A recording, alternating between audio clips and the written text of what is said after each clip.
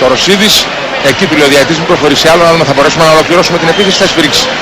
Το Ρωσίδης για τον Καραγκούνη, Καραγκούνης κέρδισε την μπάλα. Ο Γιώργαρος μέσα στην περιοχή, πιέζει το κατευθείαν. Γκολ από τον Γιώργαρο! 1-0 ο Γιώργαρος! Ο Καραγκούνης σκίζει τους Ρώσους στα σαρδέλες και κάνει το 1-0. Ο Γιώργος Καραγκούνης στην εκπνοή του πρώτου ημιχρόνου βάζει φωτιά στο εθνικό στάδιο της Βαρσοβίας. Ναι ρε Γιώργαρε!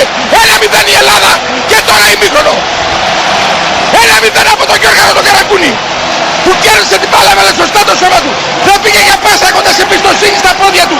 Γιατί την φορά δεν είναι πέναλτι. Είναι γκολ από τον Γιώργο τον Καραγκούνη. 1-0 με τον Γιώργαρο. 1-0 με τον Γιώργαρο.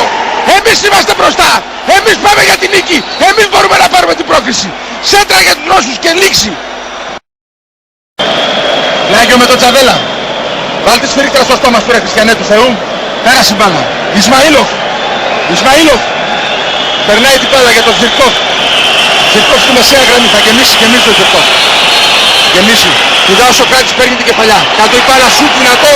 Τα περιστέρια σφύριξε. Σφύριξε να τελειώνουμε. Γιατί δεν σφυρίζεις. Σφύριξε 4 λεπτά συμπληρωθήκανε. Σφύριξε ρε Χριστιανέ του Θεού. Είμαστε μπροστά 1-0. Και αν σφυρίξει ο Έριξον τελειώνει το παιχνίδι και πάμε εμείς στην επόμενη φάση. Πάμε εμείς στην επόμενη φάση. Βολέα από το Σιβάκι. Βολέα από το Σιβάκι. 1-0 μπροστά οι Έλληνες. Θα σφυρίξει ο Έριξον. Βάλτε σφυρίκτρα στο στόμα του. Σφύριξε. Λοιπόν σας το λέω να τα ακούσει όλη η Ευρώπη. Το λέω παραφρασμένο για να μην παρεξηγηθώ. Έτσι περνάνε αυτοί που σας χρωστάνε. Έτσι περνάνε αυτοί που σας χρωστάνε. Η Ελλάδα πέρασε. Η Ελλάδα πέρασε. Η Ελλάδα στους 8. Το όνειρο γίνεται πραγματικότητα. Η ιστορία επαναλαμβάνεται. Ο εθνικός Καραγκούνης με το ωραίο σου το δεύτερο λεπτό των καθυστερήσεων του πρώτου ημιχρόνου τίναξε τα δίκτυα των Ρώσων και μας έστειλε πανηγυρικά στους 8. Και αν πρόκειται για Γερμανία, Μέρκελ ερχόμαστε. Έτσι περνάνε αυτοί που σας χρωστάνε. Έτσι περνάνε. Παλικαρίσια, λεβέντικα, ελληνικά. Ελλάδα-Ρωσία 1-0.